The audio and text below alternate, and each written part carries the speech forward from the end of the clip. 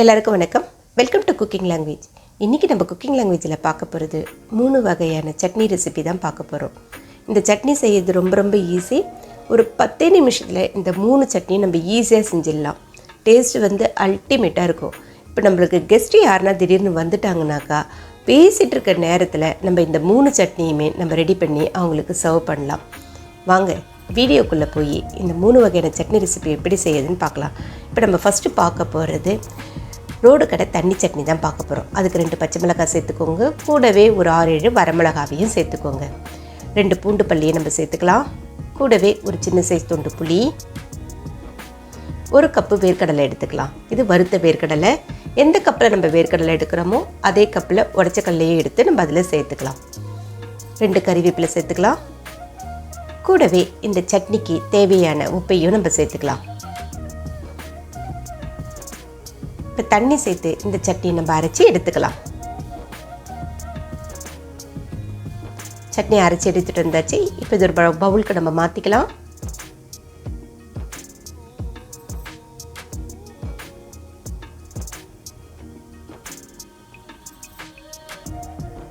Mixie ஜாரில் நல்லா தாராளமாக தண்ணியை சேர்த்து நம்ம கலந்து சட்னியில் சேர்த்துக்கலாம்.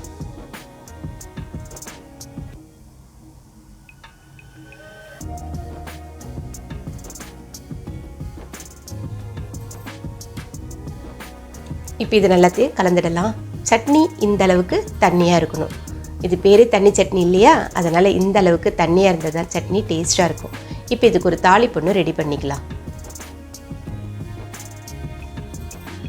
அதுக்கு 2 டேபிள் ஸ்பூன் எண்ணெய் சேர்த்துக்கலாம். எண்ணெய் காஞ்சி வந்ததுக்கப்புறம் 1 டீஸ்பூன் கடுகு சேர்த்துக்கலாம். கடுகு நல்லா பொரிஞ்சு வரட்டும்.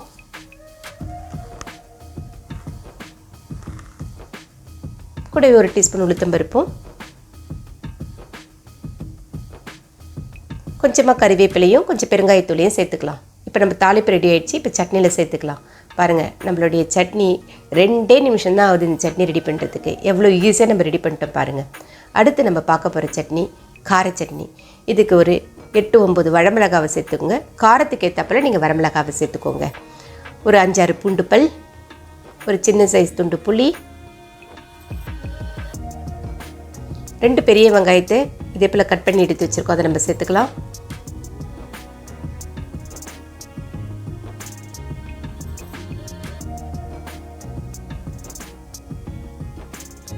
ஒரு தக்காளியை கட் பண்ணி இதே போல் சேர்த்துக்கோங்க. 2 வெங்காயத்துக்கு 1 தக்காளி.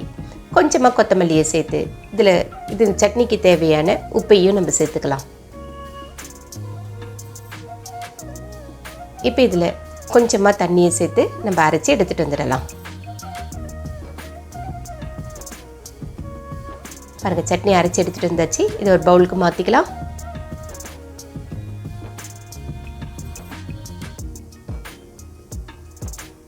அவ்வளோதான், நம்ம சட்னி ரெடி ஆகிடுச்சு. இந்த சட்னிக்கு ஒரு தாளிப்பு செஞ்சிடலாமா?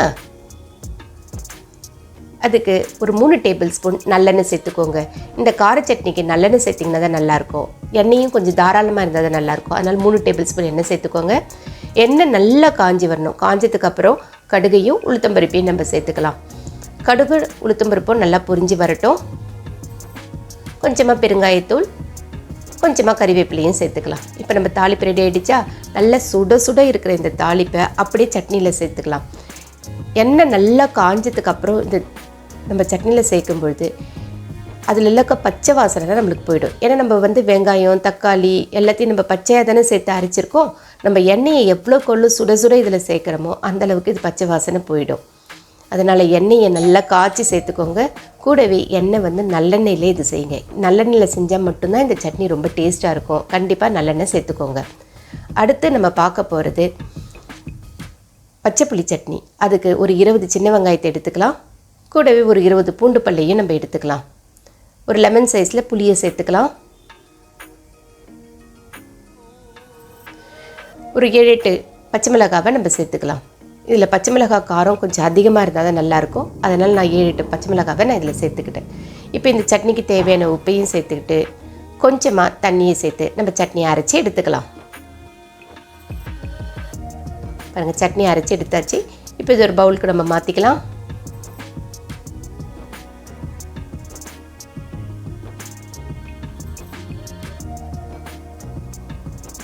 மிக்ஸி ஜாரில் கொஞ்சமாக தண்ணியை சேர்த்து நம்ம சட்னியில் கலந்துக்கலாம்.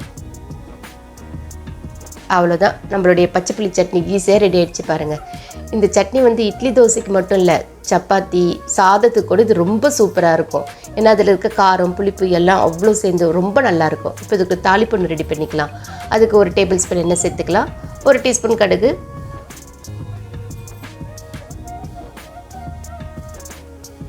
1 டீஸ்பூன் உளுத்தம்பருப்பையும் சேர்த்துக்கலாம். கடுகும் உளுந்து நல்லா பொரிஞ்சு வரட்டும். கொஞ்சமாக கறிவேப்பிலை, கொஞ்சம் பெருங்காயத்தூளையும் சேர்த்துக்கலாம். இப்போ இந்த தாளிப்பை அப்படியே நம்ம சட்னியில் சேர்த்துக்கலாம். எண்ணெய் நல்லா சூடாக இருக்கிறதுனால அந்த பச்சை மிளகாய் பச்சையாக தானே நம்ம சேர்த்துருக்கோம், அந்த பச்சை வாசனைலாம் எதுவுமே இருக்காது. இப்போ பாருங்கள், நம்ம 3 சட்னியும் ஈஸியாக 10 நிமிஷத்தில் நம்ம செஞ்சு முடிச்சிட்டோம். கெஸ்ட் இப்படி பேசிகிட்டு இருக்கிறதுக்குள்ளே நம்ம சட்னி 3த்தையும் நம்ம ரெடி பண்ணிடலாம். இந்த சட்னி ரெசிபியை நீங்களும் ட்ரை பண்ணி பாருங்கள். ட்ரை பண்ணி பார்த்துட்டு உங்களுடைய கமெண்ட்ஸை கமெண்ட் செக்ஷனில் சொல்லுங்கள். இந்த சட்னி உங்களுக்கு பிடிச்சிருந்துன்னாக்கா லைக் பண்ணுங்கள், உங்களுடைய ஃப்ரெண்ட்ஸ்களுக்கும் ஷேர் பண்ணுங்கள், மறக்காமல் சப்ஸ்கிரைப் பண்ணுங்கள்.